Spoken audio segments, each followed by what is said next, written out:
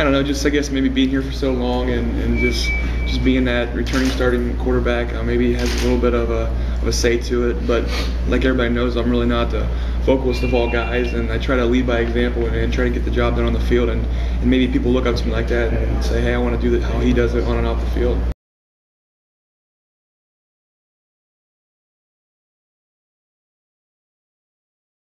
No, I mean, of course you think of, wow, I could have had a lot of money, but at the same time, I don't regret it at all because that time will still come. I'll still be able to do what I want to do as far as financial goals.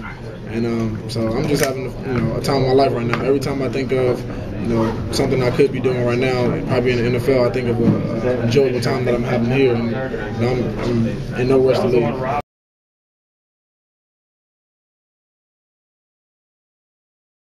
No, I mean it's a game.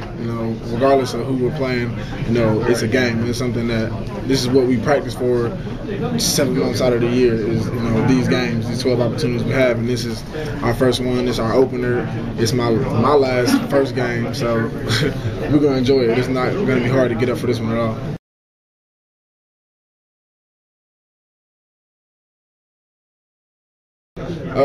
I think last year, coming in, he had to not only prove to the fans in the world, that he could be the starting quarterback, but he kind of had to prove to his teammates and gain the trust of us. And I think he's done a good job with that. And since last year, his confidence has grown a lot, and he's gained the trust of all his teammates. We know that he can get it done. And whereas last year when he first got it back there, I was licking my lips like, oh yeah, time. But now I got to kind of stay on my toes because he's proved that he can put the ball out there.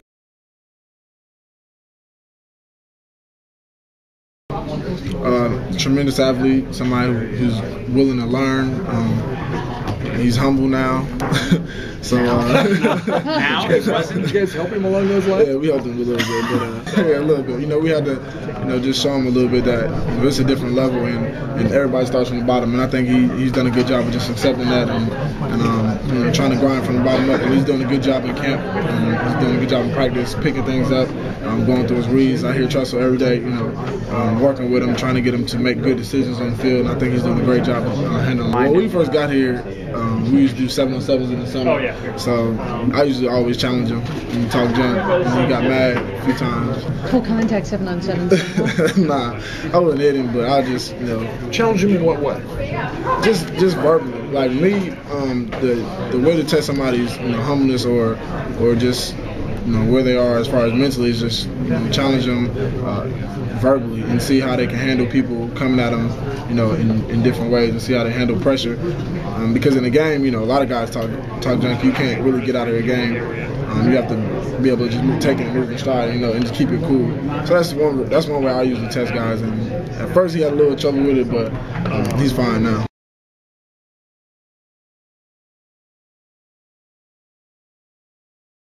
I think that's at top. And I say that because you're voted on by your peers, and your peers are.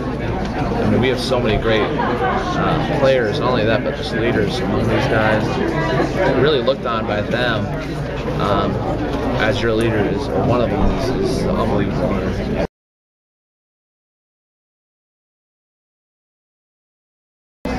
Malcolm brings I think about Malcolm, I think about passion and intensity. A guy that truly, on game day, he's going to be a guy that's going to be fired up, jumping around, going crazy, yelling, and just an enthusiastic person that's contagious. And Malcolm's a great leader for us. He's a great player. He's a consistent player, and he deserves that other captain spot for sure, because he's a guy that's a leader by the stuff he does on the field and the stuff he does off the field.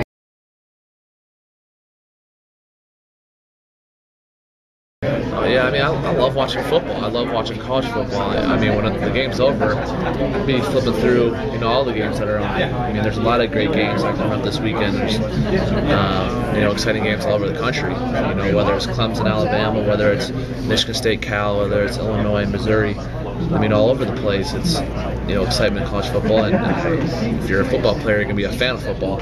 So you just love to watch it, love to see what's happening. And I'll definitely be watching Saturday night, seeing what's happening around the country.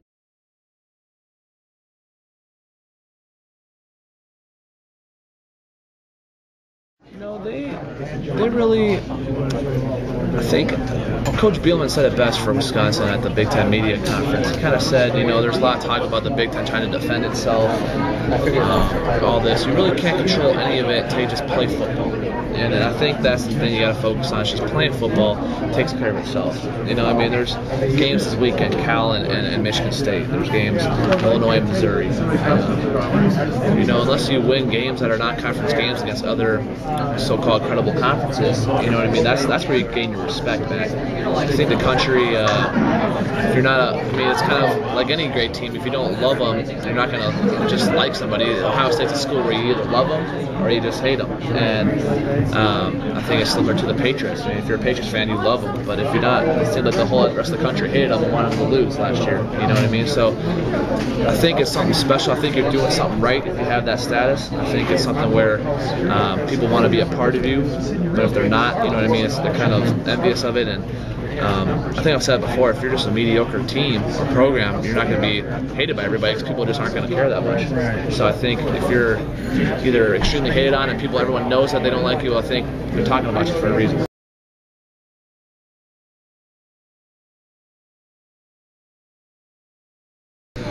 I think that, you know, it's definitely crucial to an offense to have another threat, you know, there to be able to make big plays, to be able to move the chains, to pick up first downs. And I mean, I really think that we've got the guys to do it. I mean, like you said, between Dane and Ray, I mean, those are two guys that are able to do everything I just said. And you know, between them and a lot of the younger guys that, you know, have kind of stepped up, I mean, I'm just, you know, really excited to see, you know, everybody wants to get on the field and what they're able to do. Yeah, I think that, I mean, we're going to have a third receiver, we're going to have a fullback, but, I mean, we know that, I mean, there's a lot of things that we've got to do. And, I mean, obviously, I mean, I go back to, you know, those last, you know, 2 national championship games. I think that, you know, you get into games like that where you're not as successful. And, I mean, there's always something to find. Even with the games that you win, there's always something that you can find and pull out and try to help you.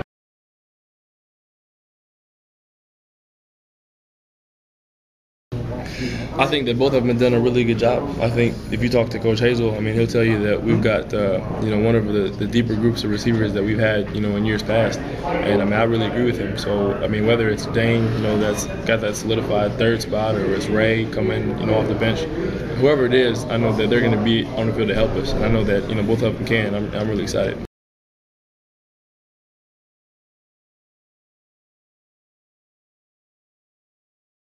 I think that's, you know, the biggest thing is that, you know, you've got a guy like Ray that can come off and he can catch a bubble screen, you know, and go, you know, 90, 85 yards, something like that. And then you've got, you know, guys like Dane who are just, you know, so precise in their routes that he can get open by just, you know, making a real subtle move. So I think that, you know, when you've got guys like that, when you've got depth like that with a lot of guys that can do a lot of different things, it helps your offense and, you know, it hurts defenses.